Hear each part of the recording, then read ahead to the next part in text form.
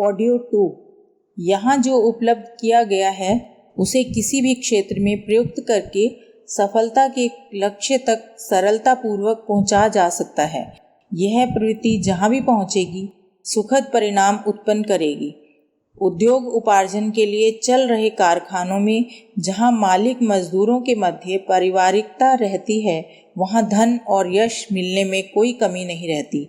जिन सार्वजनिक संगठनों में सदस्यों के बीच पारिवारिक सद्भाव सुदृढ़ होगा, वहां उद्देश्यों की पूर्ति के लिए सुखद अवसर पग पग पर मिलेंगे। समाज हो या शासन मठ हो या जमात आंदोलन हो या अभियान संबद्ध लोग के बीच जितनी पारिवारिक आत्मीयता होगी, उसी अनुपात से अपना वर्चस्व सिद्ध करने और गौरवान्वित होते दृष्टिगोचर होंगे।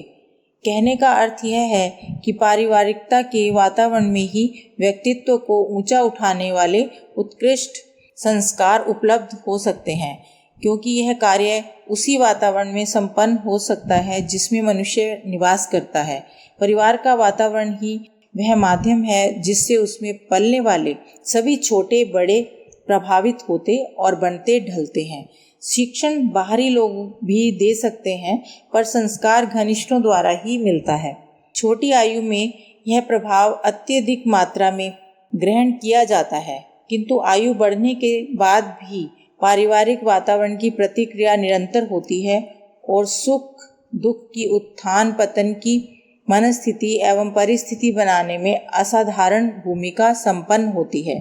परिवार का पारिवारिक वातावरण का प्रभाव व्यक्तित्व को उठाने गिराने में जितना पड़ता है, उतना अन्य समस्त साथियों एवं माध्यमों के संयुक्त साधनों का भी नहीं पड़ता। सुसंस्कृत परिजनों के बीच मनुष्य रुग्ण और दरिद्र रहकर भी जीवन यापन कर सकता है, किंतु गृह कलह के बीच संपन्नता भी नीरस और कई बार तो असह्य भी बन जाती है। सर्वविदित है कि हत्याओं और आत्महत्याओं में अधिकांश का कारण पारिवारिक विद्रुपता होती है। विक्षिप्तों और सनकियों की मानसिक दूरदर्शा के कारण भी प्राय पारिवारिक असंतोष ही रहते हैं। रुग्णता में आहार विहार को दोष दिया जाता है कि ये विकृतियाँ विसंगतियाँ पारिवारिक ढर्रे में घुली रहती हैं और उसके सदस्यों पर अनायास ही लदती रहती हैं। घर की रसोई व्यवस्था में यदि दूरदर्शिता का और विनोद पद्धति में शालीनता का तथा कार्य निर्धारण में सुव्यवस्था का समावेश हो, तो उसमें रहने वालों का आहार विहार के व्यतिक्रम का कदाचित ही दोषी बनना पड़े। सामाजिक कुरीतियाँ लगती तो ऐसी हैं मानो वे बाहर से आ टपकी हैं और उन्हें विवशता पूर्वक वहन करना पड़ रहा है, पर वस्तुतः ऐसा होता नहीं। घर परिवार के लोग ही कुछ मूढ़ मान्यताओं से जकड़े होते हैं और दुराग्रह पूर्वक उन रूढ़ियों को छाती से चिपकाए रहते हैं जिन्हें विज्ञ समाज में उपहास माना जाता है। कहने को तो हर बात में समाज का दबाव कहकर अपने को निर्दोष सिद्ध करने की चेष्टा की जा सकती है, किंतु सच्चाई यह है कि समाज के किसी सभ्य सदस्य को घरेलू मामलों में दखल देने का ना तो समय है और ना उत्साह।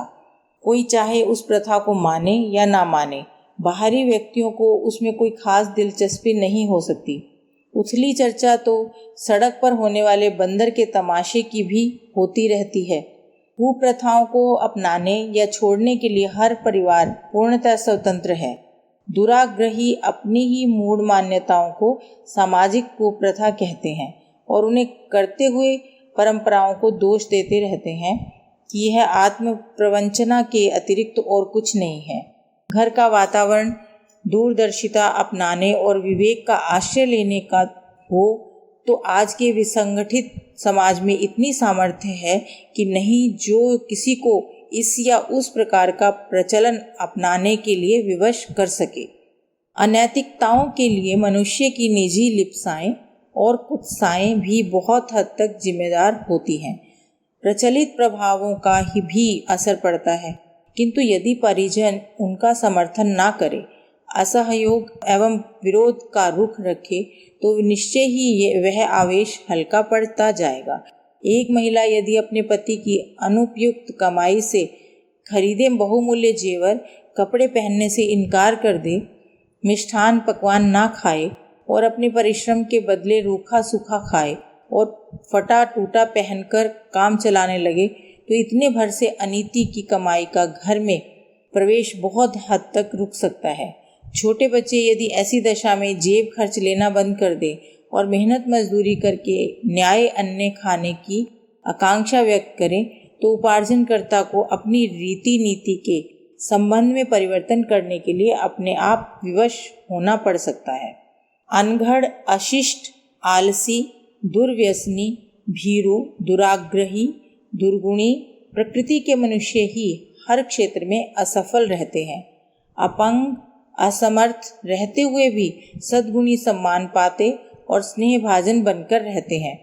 वफादारी, स्वामी भक्ति जैसी सद्गुणों से मन मोह लेने वाले कुत्ते तक प्राण प्रिय होकर रहते हैं।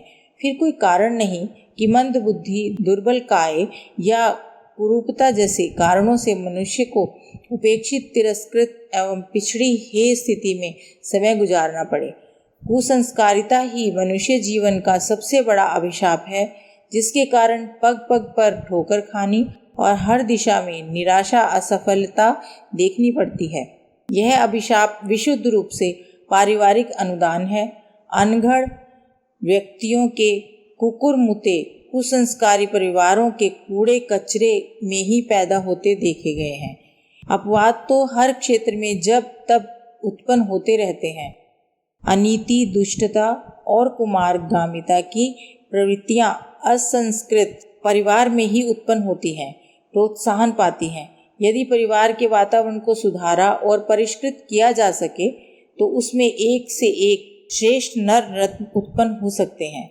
सुसंस्कृत व्यक्तित्व तो ऐसे ही परिवारों में उत्पन्न होते हैं जहाँ का वातावरण सुसंस्कारिता से भरा हुआ हो। कोई एक अपवाद भले ही निकल आए, परंतु अपवादों को नियम मानकर नहीं चला जा सकता। सामान्यतया होता यही है कि सुसंस्कृत परिवारों में ही सुसंस्कारी व्यक्तित्व जन्मते हैं और उसी प्रकार असंस्कृत या कुसंस्कारी वातावरण जहाँ व्याप्त हो, उन परिवारों में उसी स्तर के व्यक्ति उत्पन्न होते हैं।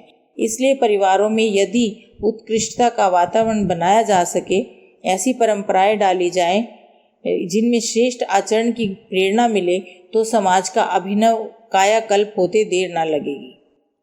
श्रेष्ठतम और सहज समाज सेवा, इसे यूं भी कहा जा सकता है कि सीमित साधनों और सीमित सामर्थ्यों के बल पर विशाल मानव समाज की सेवा के लिए कुछ करने का इनमें उत्साह हो। उनके लिए परिवार में उत्कृष्टता का वातावरण बनाने के लिए प्रयास करना एक सहज और सरल, साथ ही श्रेष्ठतम सुगम उपाय है। व्यक्ति निर्माण और समाज निर्माण के दोनों महान प्रयोजन परिवार निर्माण की महत्वपूर्ण प्रक्रिया के साथ जुड़े हुए हैं। इस तथ्य को जितनी जल्दी समझ लिया जाए, उतना ही उत्तम है। विश्व कल्याण एवं मानवीय उत्कर्ष के लिए यूं कितने ही छोटे बड़े सेवा कार्य किए जा सकते हैं, पर निकटतम क्षेत्र में अनवरत क्रम से जो सेवा साधना की जा सकती है, वह परिवार निर्माण के रूप में ही संभव है। ऐसे लोग जो सेवा स्वीकार करके और अनुरोध पर ध्यान देने के लिए सरलता पूर्वक सहमत हो सकते हैं, वे अपने घर परिवार के लोगों से बेहतर कदाचित ही नहीं मिल सके। उन पर आत्मीयता का दबाव रहता है, असहयोग एवं प्रताड़ना का भय भी। निरंतर साथ रहने के कारण उन्हें समय समय पर प्रत्यक्ष या परोक्ष रूप से गलतियों को सुधारने एवं सत्प्रवृत्तियां अपनाने के लिए बिना विशेष कठिनाई के सहमत किया जा सकता है। अन्य लोगों को सुधारने का प्रयत्न करने में इतना अवसर नहीं मिल सकता, ना उन पर कुछ दबाव भी रहता है। अस्तु सुधार परिष्कार की सेवा साधना के लिए सरलतम क्षेत्र ढूंढना हो तो वह परिवार के अतिरिक्त कदाचित ही और कहीं मिल सके। अन्य लोगों के बिगाड़ सुधार का भला बुरा परिणाम उन्हीं के संपर्क क्षेत्र में विशेष रूप से होता है। यूं प्रकारांतर से सारा मानवीय समाज ही एक सूत्र में बंधा है और एक के कृत्य एवं स्तर अन्यों को भी किसी न किसी रूप में प्रभावित करते हैं। फिर भी सीधा संबंध उन्हीं से रहता है जो एक दूसरे के साथ अधिक घनिष्ठता पूर्वक जुड़े हैं। परिवार के लोगों के साथ सहज घनिष्ठता होती है, फलतः एक ही हलचलों एवं परिस्थितियों से उस समुदाय के अन्य लोग भी प्रभावित होते हैं। घर का एक व्यक्ति असामान्य स्तर का बनने लगे तो उसकी प्रक्रिया अन्य साथियों पर भी होती है। स्वयं सज्जन रहते हुए भी परिवार के लोगों की दुर्जनता उद्विग्न करके रख देती है। घर का एक व्यक्ति बागी होता है तो अन्य लोगों की नींद हराम हो सकती है। एक उठता है तो अन्यों को भी उसके सहारे उठने का अवसर मिलता है। शरीर का एक अंग पीड़ित हो तो अन्य अंगों की सहज गतिविधियां लड़खड़ाने लगती हैं। यही बात परिवार के संबंध में भी है। समस्त कुटुंबी एक दूसरे की स्थिति से प्रभावित होते हैं। ऐसी दशा में निजी स्वार्थ को देखना हो तो भी वह परिवार से कम की परिधि में नहीं सधता। ऐसी सेवा जो तत्काल और प्रत्यक्ष ही अपना सत्परिणाम प्रस्तुत करे, परिवार को सुसंस्कृत बनाने के रूप में ही हो सकती है। समृद्ध एवं समुन्नत बनाने के लिए साधनों की आवश्यकता है, साथ ही परिस्थितियों की अनुकूलता भी चाहिए। यह सर्वदा अपने ही हाथ में नहीं होता। सुविधा साधन जुटाने के लिए धन चाहिए, वह अभीष्ट मात्रा में मिल ही जाएगा, उसका कोई भरोसा नहीं। फिर धन होने पर भी परिस्थितियां प्रतिकूल होती चली जाएं तो संपन्नता भी काम नहीं आती। विग्रहों से उत्पन्न अस्त व्यवस्था को संभालना ही उतना कठिन पड़ जाता है कि संपन्नता से लाभान्वित होने का अवसर भी हाथ नहीं लगता। कितने ही धनी मानी स्वस्थ समर्थ निर्धन से भी कई भीति मनस्थिति और परिस्थिति में समय काटते देखे जाते हैं। प्रतिकूलताओं का दौर चल पड़े तो धन संपत्ति के आधार पर अपने परिवार को सुखी बनाने की इच्छा एक कोने में धरी की धरी रह जाती है। ऐसा न हो तो यह निश्चित है कि धन का साधनों का लाभ तभी उठाया जा सकता है जब उसका उपयोग करने वाले सुसंस्कारी हों, अन्यथा उपलब्धियां नशे की तरह उन्माद उत्पन्न करती हैं और विष की तरह विनाश रचती देखी गई हैं। ऐसे भाग्यशाली कम ही होते हैं जो संपदा की विपुलता और उसके सहारे सुखद परिणति का दोहरा लाभ प्राप्त कर सके। संपन्नता के सहारे परिवार को सुखी समुन्नत बनाने की कामना ही कम लोगों की पूरी होती है। सरलता इसमें है कि परिवार के वातावरण में सुसंस्कारिता उत्पन्न की जाए। इसका प्रतिफल हाथों हाथ देखने को मिलेगा। निर्धनता इस प्रयास में कोई बाधा नहीं पहुंचाती।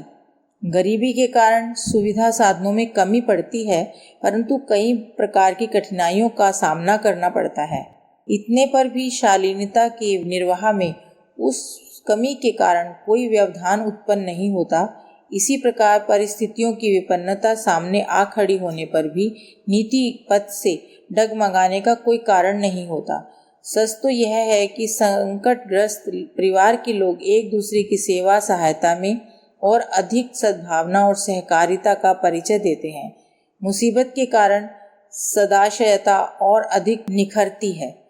दूरदर्शिता, साहसिकता जैसे सद्गुणों के परिपक्व होने का अवसर प्राय विपन्न परिस्थितियों में ही मिलता है।